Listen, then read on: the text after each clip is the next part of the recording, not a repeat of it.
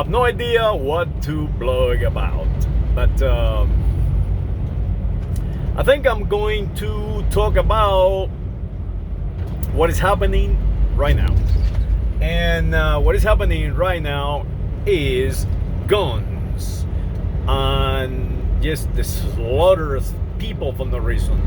These people are just slaughtering everybody. They just murdering everyone for no reason whatsoever, no rational reason anyway. So it is important. It is a very important what is happening right now with the with firearms and weaponry, in general. But we already know what is going to happen. We already know how to deal with it. So it's nothing new, and people have no idea how to deal with it, or maybe they just don't want to. And that will bring me to Charles III, Cuenca, and Fridizi, I forgot his name. It's an Italian fellow. Well, it was not Italian, it was a Spaniard. And the creation of the United States of America.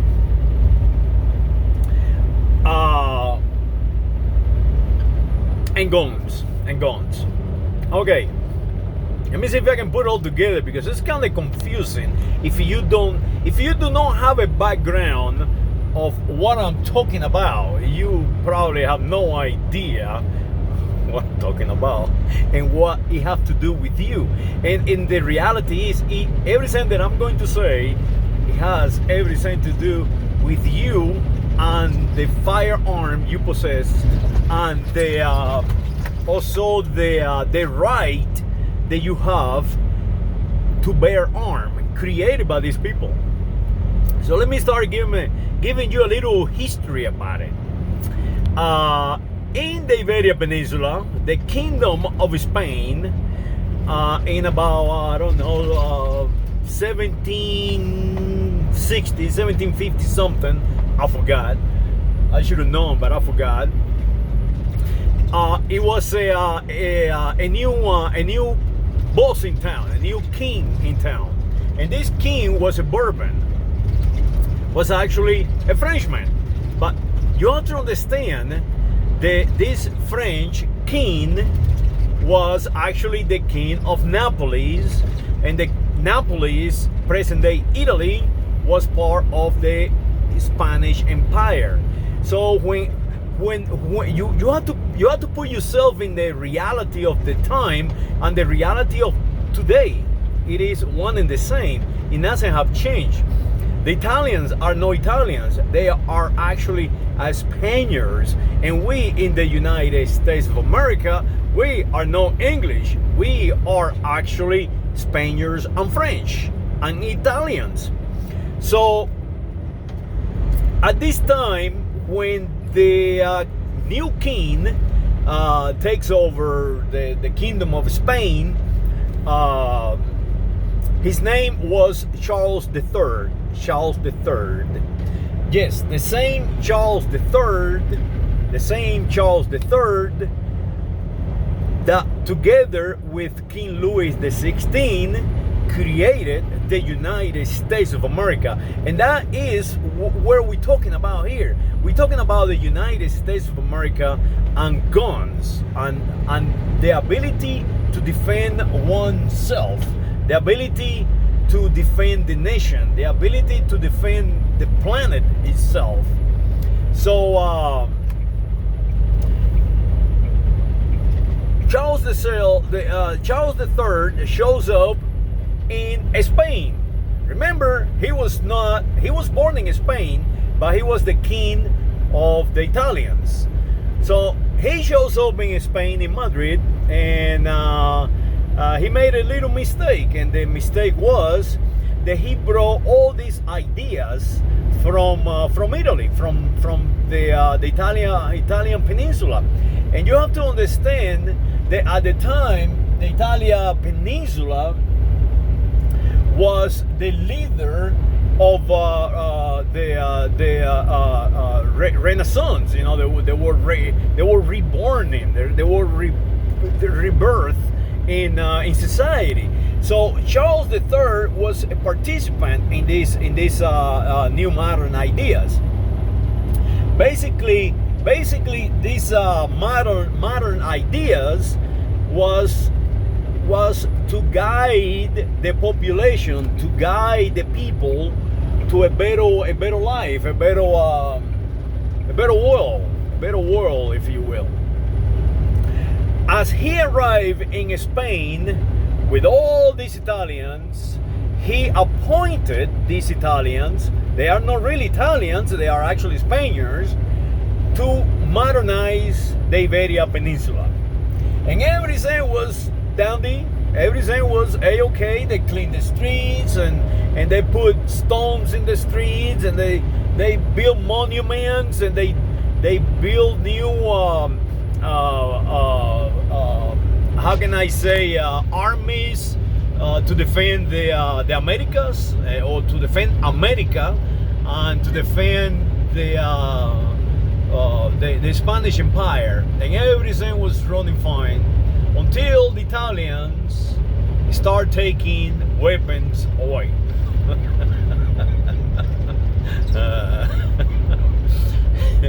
So you have to understand that out of all the Europeans, the Spaniards are the most warlike people of all the how can I say, the Europeans. And the reason is they are in the peninsula, and through this peninsula is the entire world goes through it, you know, from Africans to Americans to Haitians, to the entire planet goes through there. So they have become pretty good at being violent, and they have weapons of all type. And the way they dress, as we do today, we dress to conceal our weapons. So the Italians, they are not Italians, they are actually Spaniards, passed laws because the king, Charles III, allowed them to do it, you know, give them the power. And the next law was you cannot wear a hat, because the Spaniards, they like to wear big hats, like Mexican hats, we call it today. And that way they conceal stuff in them, and navajas and guns and all that. So the Iberians, or the Spaniards, finally decided, hey, enough is enough. So they went and to the police print, I guess, to the police station basically, and they show up at the police station with guns, knives, and big hats and big ponchos, you know, basically a cape like they use. And the army or the police, you know, precinct told them, hey, you cannot wear that anymore, take it off. And they answered, no me da la gana. That means I don't give a F. I won't do it. So long story short, they shot these guys and they killed a bunch of them. But when they did that back then, it was a single shot rifle. So they killed just one. That's it, and the rest destroyed the police print, you know, the police precinct, and they took these people apart in little sections and parade their body parts all over the place. So what that have to do with the United States today? It's very easy. The United States was founded the same way.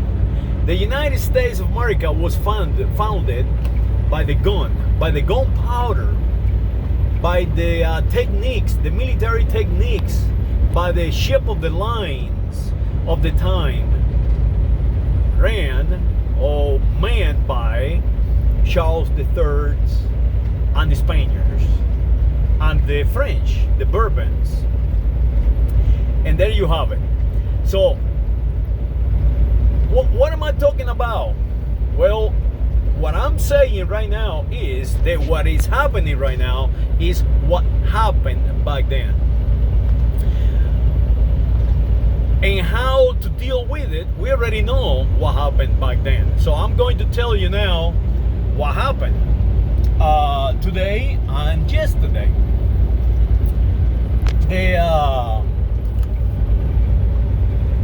How can I say, the population today, uses the gun as not as a defensive, how can I say, it is not a defensive or an offensive tool. The gun for the United States of America is more than that. It's the same was for the Spaniards. It is an identity. It is a weapon. It's an identity of manhood. It's an identity of community. It's a how can I say? It's like wearing a watch, or wearing a hat, or wearing a poncho. It's something that your mind is conditioned to have, and there is no government that can come and pass a law and take it away from you.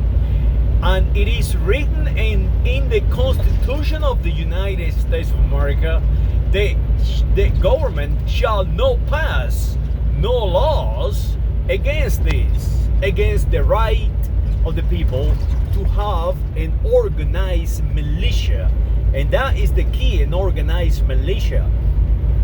And yes, by default, if you are a national of the United States of America, you are in the militia of the United States of America as a citizen, as a national. Anybody who just have born in the United States of America or come here from any other place in the world, like Spain, Italy, or France, they are part of this great militia called the United States of America. And that is the key, that no government should pass a law. And they learned this from Charles III. They learned this from what happened in the Iberia Peninsula, what happened with the Italians. They come in and they start changing their culture, their identity, and people are going to fight back. It is as simple as that. So what happened with Spain and Charles III? Well, Charles III, I think he was in power like 30 years or something like that. You can check it out. And during this time, he learned that the people's identities is nothing to play with. And he recognized that and utilized that in his advantage. He understood that it takes time. It takes time for people to change, to people to get reconditioned. And the best way to get reconditioned is utilizing information. So Charles III, what he did after he sent back to Italy all these Frindy guy and all these people, his minister back to Italy, was to put in place Spaniards in power, and to gradually import the new ideas from of illumination from Rome and from the Italian peninsula, and that's how they did it.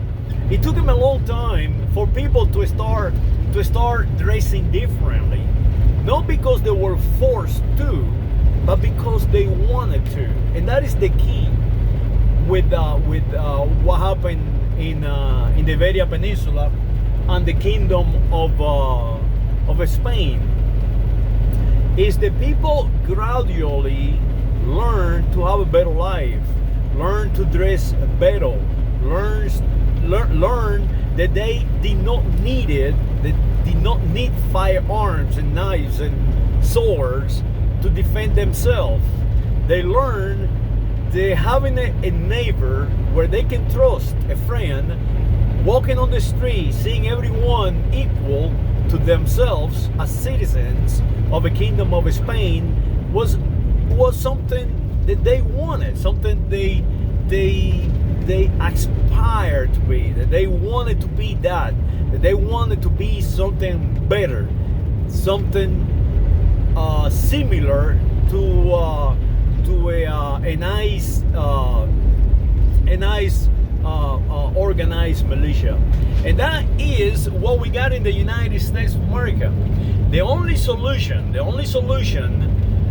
with guns is to educate the population, all of them, all the population, that we do not need to see each other as enemies, that you do not need to go into a convenience store and steal cigarettes, that you do not need to go into a grocery store and shoot people for no reason. They are not your enemies.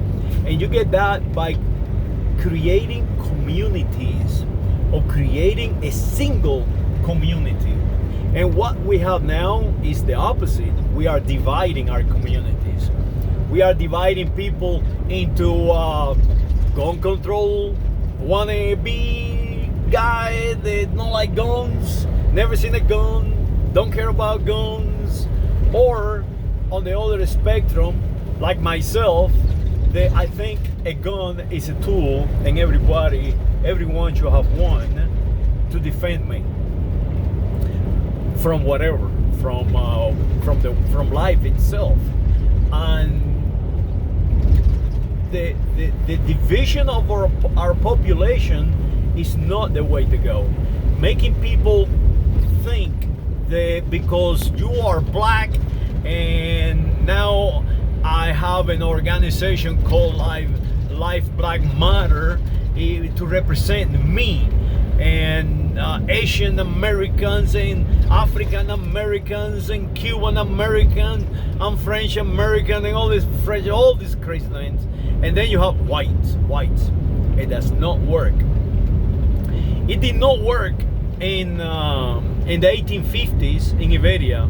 It did not work for the Roman. It did not work for anybody. It's a matter of fact that is the opposite. The Romans were so successful because they give people a way into their society. Even slaves can become Romans, and that is the key. The key is not a law, an unconstitutional law to be passed to prevent you from having a firearm or any other type of weapon. That is not the way to go. The way to go is to put our emphasis in educating our population that you are a national of the United States of America. No America like the President Biden is saying, you are not an American. No, you are a United States of America national, and you must fight for your neighbor.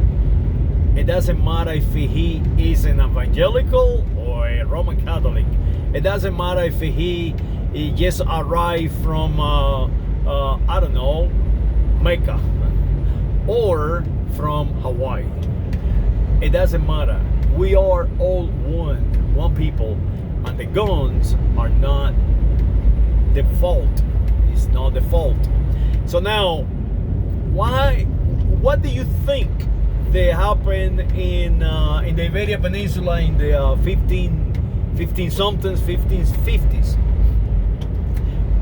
Well, it was a disorganized mob. It was a disorganized movement. What happened back then, and that is what I'm terrified of.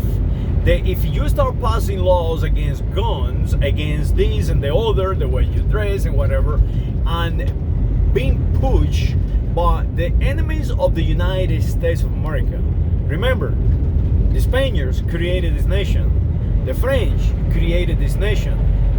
created this nation against the English.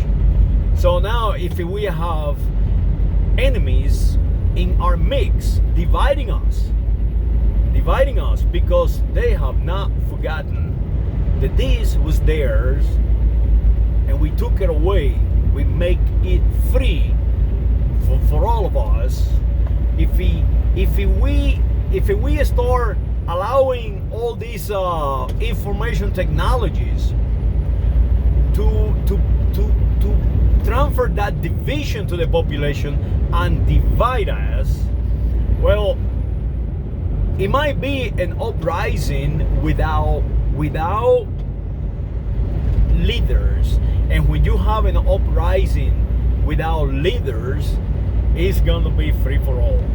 And believe me, not the United States Army, not the police in the street, not the sheriff on the county will fight their own, because it's going to be their own. It's going to be their own families, their own brothers and sisters, their own neighbors. It's going to be themselves.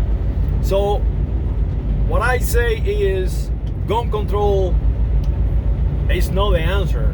The answer is for us to educate ourselves.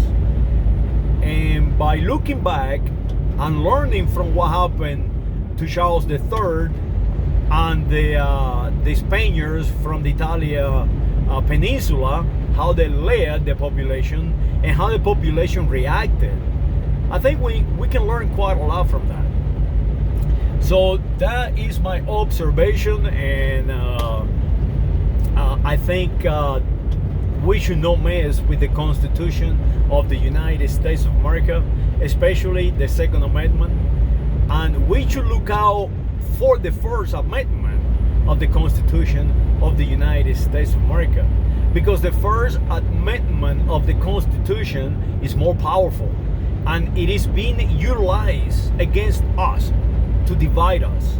So we must be how can I say, more sophisticated than what we are right now, and fight back with their own language, with the English language.